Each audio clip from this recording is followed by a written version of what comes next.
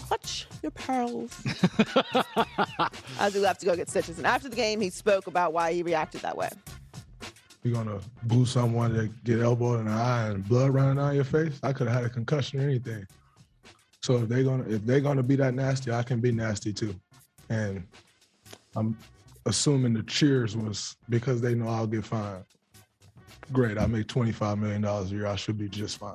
Look, we have to have villains in sports. I don't even think he's that much of a villain. I don't think he is either, but, I mean, if you are playing against Draymond Green and you are going to consider him a villain. Time out. Ryan's yelling at me. You think he's a villain? Colin, I know you have a soft spot for a very obvious reason for You Draymond think he's a Green. villain? I think anyone who is not a Warriors fan looks at Draymond Green as a villain. Yeah, that's what I'm saying. Like, I think if you're playing Draymond Green, I don't think Draymond is a bad guy. I don't think that he is even kind of intentionally a villain. I think it's his personality just lends to this, and he has had to play that role with this team. So he leans into it, and it fits him perfectly. But, yeah, if you're playing against Draymond Green, you do not like Draymond Green. I don't think he's a villain because I think, first of all, people turn into his podcast because they like him. He's a likable bill Laimbeer tackled people. He was a villain. Look, there's a difference between being a mean guy or a bad guy and being a villain. So I love villains. So villains he's more have to have some redeeming qualities. Yeah, in order so for them to be a true villain. He's a wrestling heel. He's likable, but he's leaning into it. Okay, and he's also good, which is to your point about everything you just said about Baker. When you're a champion, when you're the obvious soul of a team, then you get to be at a different status, and you can do things like this. Everybody can't do that. It's not going to come across the same way. I find him incredibly likable. Yeah, I like Draymond too, but if Draymond's playing my team, I don't like Draymond. I don't think people think he's like a genuinely bad person. No, he's a great guy. But there's two different things. Right, but from a basketball fan perspective, when people watch him play, they go, "I don't like that guy." Really? Yeah. Definitely. Honestly, but that's what happened in Memphis last night. Like this is a likable organization. They're fun. They're young. Like they talk a little trash too. Nobody's sensitive there. If you've ever seen, it's funny. If you've ever seen Draymond in person, I saw him at a fight. He is the most gregarious athlete. He's like all fun. He's but he's tough. He got second round. He got a chip on his shoulder, and he. Yeah, I mean, I'm with you, and I like Draymond. But if Draymond plays my team, I don't like Draymond. See, I thought Bill Laimbeer was totally unlikable. Right, because you have to have some redeeming qualities to you as well. You can't just be angry all the time. Draymond's tough, and he's an enforcer, and he's a little bit, of a heel, but he's also happy. Line News.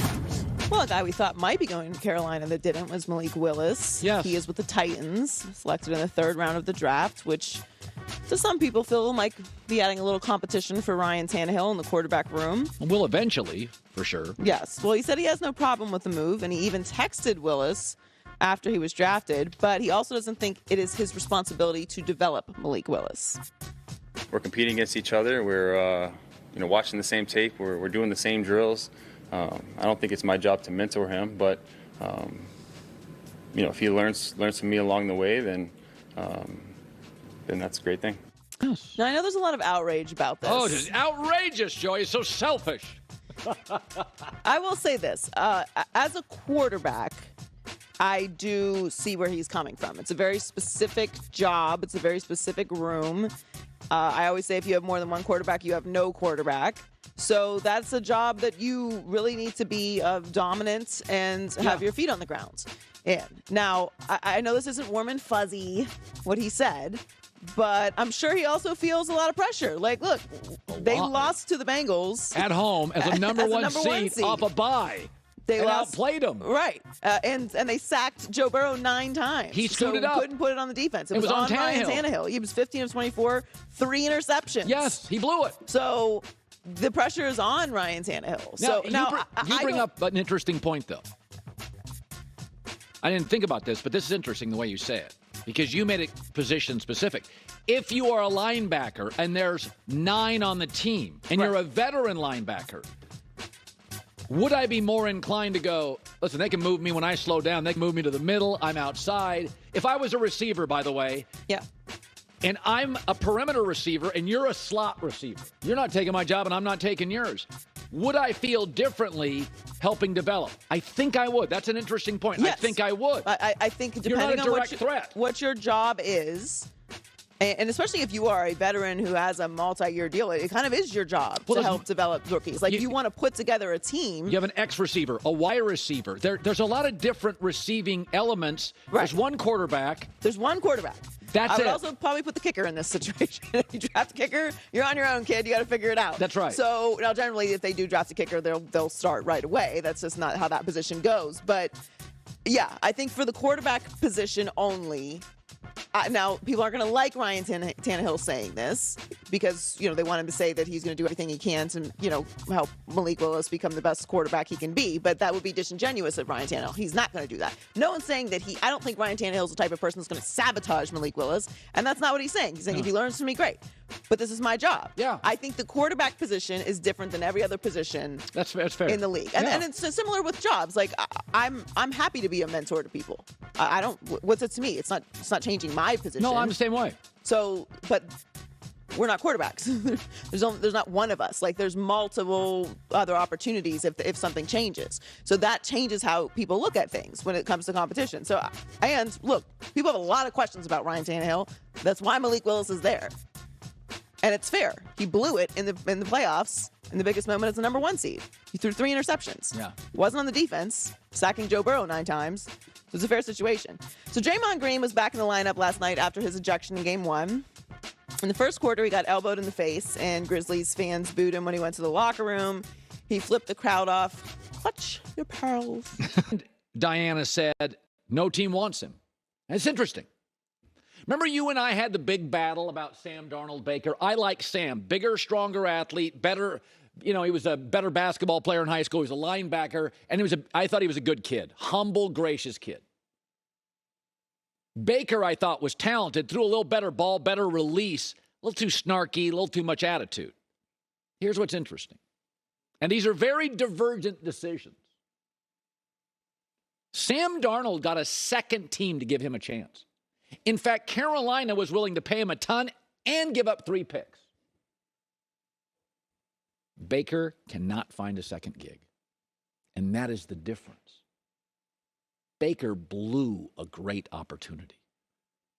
Nick Chubb, OBJ, Jarvis Landry, David Njoku, Kevin Stefanski, Myles Garrett, John Johnson, the hell. 90% of the quarterbacks in this league don't get that opportunity. Offensive coach, best O-line, unbelievable running backs, Kareem Hunt and Nick Chubb, David Njoku and Austin Hooper, OBJ and Jarvis Landry, and Donovan Peoples-Jones, who I like. He blew it. Sam Darnold's different. He's just not talented enough to overcome the Jets' mess or Carolina's lousy roster. That's a big difference. And I've come to terms, Sam's just not talented enough. He's not Mahomes. He's not Josh Allen. He's not Lamar Jackson. He's not Justin Herbert. He's not gifted enough to overcome bad rosters. But he didn't blow it. Baker's different. And the NFL likes Sam Darnold. They root for Sam Darnold. My buddies in the league all want him to succeed. They really like him. He's big. He's athletic. He's just got a quirky release. And cognitively, Sam lets go of about 2 passes a game.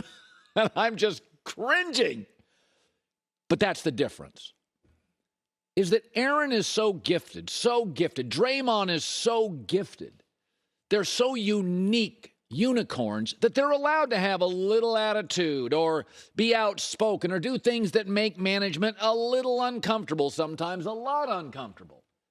But 99% of you and me and the rest of America isn't that talented. So lose the snark. Tough guy on Twitter. You ain't that. You're just a dude. And that was always my knock on Baker. He's not a bad guy. He and Emily are probably wonderful people. But he's not talented enough to be snarky. He's not talented enough to be combative every press conference. He's not. That's the difference.